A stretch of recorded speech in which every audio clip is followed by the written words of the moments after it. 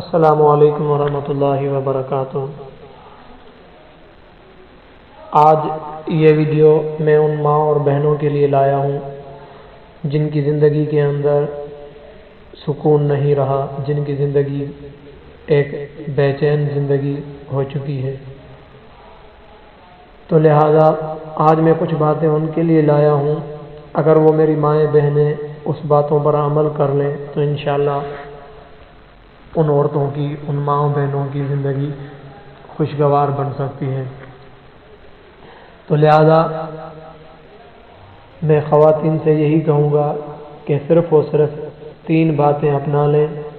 انشاءاللہ میں دعوے سے کہتا ہوں کہ یہ لوگ پرسکون زندگی، ازدواجی زندگی گزاریں گے، اور اگر یہ 3 چیزیں انہوں نے چھوڑ دی تو دکھ، تکلیف، مصیبتیں اور آنسوؤں کے سوا کچھ ہاتھ ان کو نہیں لگے گا۔ تو ان 3 بنیادی باتوں میں سے ایک بات تو یہ ہے کہ عورت اپنی زبان کو قابو کر لے، یہ عورت اپنے زبان کو کنٹرول میں رکھے۔ یہ تو حدیث کے اندر بھی ہے کہ جو شخص زبان کی گارنٹی دے گا، حدیث کے اندر 2 چیزوں کا تذکرہ ہے جس میں ایک زبان کا بھی تذکرہ ہے کہ جو زبان کی گارنٹی دے گا، آپ علیہ الصلوۃ والسلام نے فرمایا کہ میں اس کو جنت کی ضمانت دیتا ہوں۔ تو لہذا یہ چیز اگر ہم دیکھیں تو ہماری ماؤں بہنوں کے اندر یہ خامی بڑی ہوتی ہے کہ ان کی زبان بہت تیز چلتی ہے، ان کی زبان کینچی کی طرح چلتی ہے، جس کی وجہ سے معاشرے کے اندر فتنہ فساد برپا ہوتا ہے، گھر کا جو سکون ہوتا ہے وہ برباد ہو جاتا ہے۔ تو لہذا شوہر کے ساتھ، ساس سسر کے ساتھ ہمیشہ اپنا لہجہ نرم رکھنا چاہیے۔ طلق کلامی، لڑائی جھگڑے ہر گھر میں ہو جاتے ہیں، لیکن جہاں بیوی شوہر کے ساتھ بدتمیزی شروع کر دے، بد کلامی شروع کر دے، بد اخلاقی شروع کر دے، اپنی آواز کو شوہر کی آواز سے بلند کرنا شروع کرے، تو واللہ میری بہنوں، یہاں آ کر آپ بیوی شوہر کی دل سے اتنا اترنا شروع ہو جاتی ہے۔ ان باتوں سے شوہر کی دل سے بیوی کی جو عظمت اور محبت ہوتی ہے وہ اترنا شروع ہو جاتی ہے، خواہ شوہر کی ہی غلطی کیوں نہ ہو، شوہر میں ہی برائی کیوں نہ ہو، شوہر میں ہی خامی کیوں نہ ہو، لیکن بیوی کے لیے شرعی اور اخلاقی جواز یہی بنتا ہے کہ وہ اپنا لہجہ اور انداز گفتگو ہمیشہ نرم اور دھیما رکھے۔ شوہر کے اندر خامیاں ہیں تو بیوی اپنے اچھے اخلاق کے ساتھ، خوبصورت اعمال کے ساتھ اور مدد باری تعالیٰ کے ساتھ ان خامیوں کو اچھائیوں میں بدلے۔ اس طرح ساس سسر، اور اگر آپ کی جوائنٹ فیملی ہے تو پھر مکمل کوشش ہونی چاہیے کہ ساس سسر کی خدمت کر کے ان سے دعائیں حاصل کریں۔ نیت یہی ہو کہ بزرگوں کی خدمت سے میرا گھر بنتا ہے، میرا گھر بنا رہے گا۔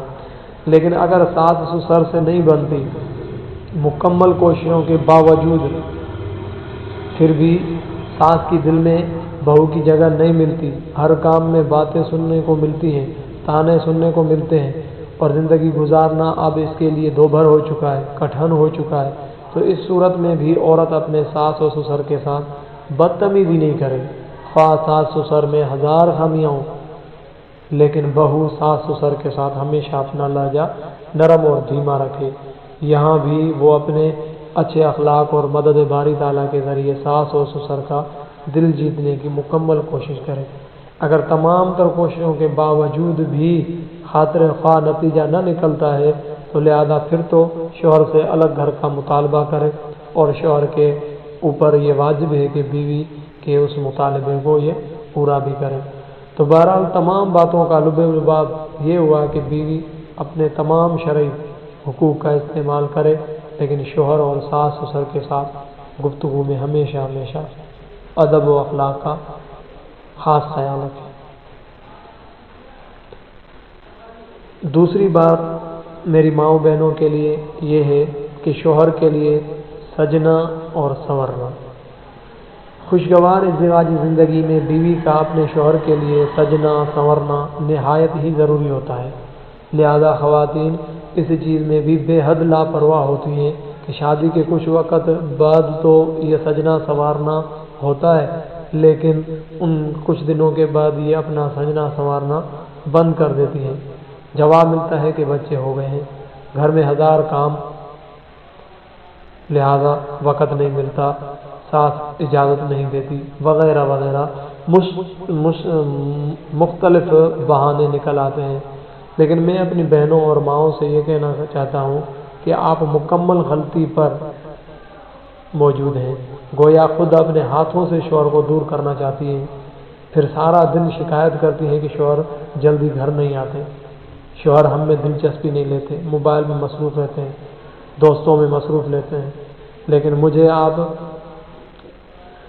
اور یہ بھی کہا جاتا ہے کہ یہ مجھے وقت نہیں دیتے، مطلب میری سمجھ سے یہ شوہر میرا باہر ہے۔ کون سا ایسا مرد ہے کہ جو سجی سنوری مہکتی ہوئی بیوی کو چھوڑ کر دوسروں میں بھلا بیٹھا رہے؟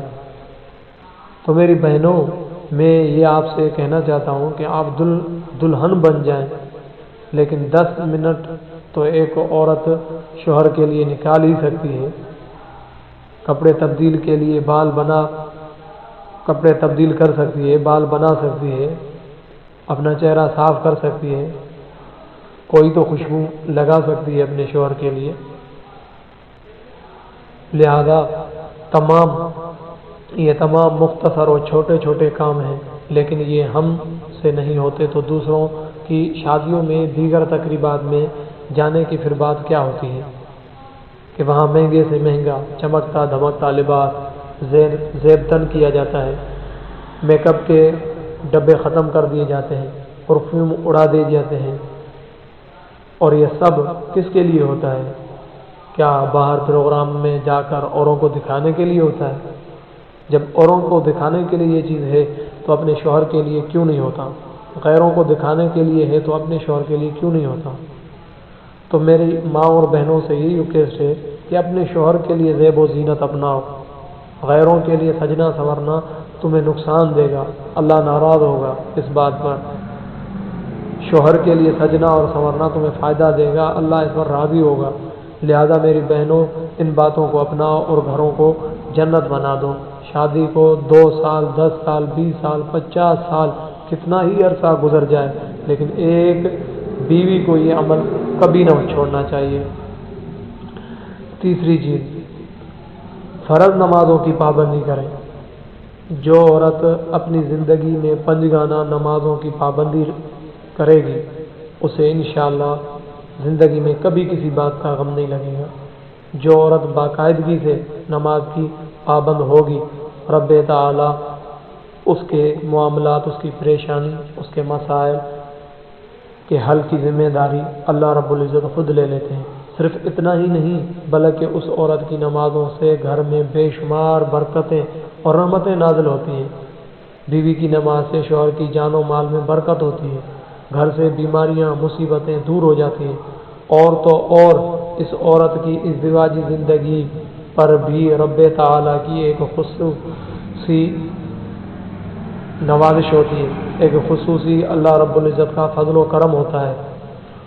اگر کہیں شوہر کے ساتھ خراب معاملات ہو جائیں تو انہیں نمازوں کی بدولت اس عورت کی غیب سے مدد ملتی ہے۔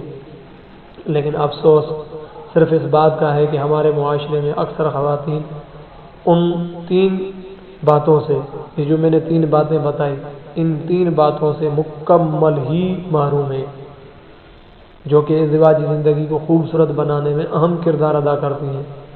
ان 3 باتوں کو اپنائیں۔ میں دعوے سے یہ کہتا ہوں کہ انشاءاللہ آپ 80% مسائل کو ختم ہوتا دیکھیں گے۔ رب تعالی عمل کی توفیق عطا فرمائے۔ اگر کسی کو میری یہ پوسٹ بری لگی ہو تو میں معذرت خواہ ہوں، آپ کے الفاظ آپ کی پہچان ہے، لہذا کمنٹ کر کے یہ ضرور بتائیں تاکہ پتہ چلے کہ آپ کو میری پوسٹ اچھی لگی یا بری لگی۔ کاش کہ یہ بات تیرے دل میں اتر جائے۔ خواہش صرف اتنی ہے کہ کچھ الفاظ لکھوں جس سے کوئی گمراہی کے راستے پر جاتے جاتے رک جائے، نہ بھی رکے تو سوچ میں ضرور پڑ جائے۔ والسلام۔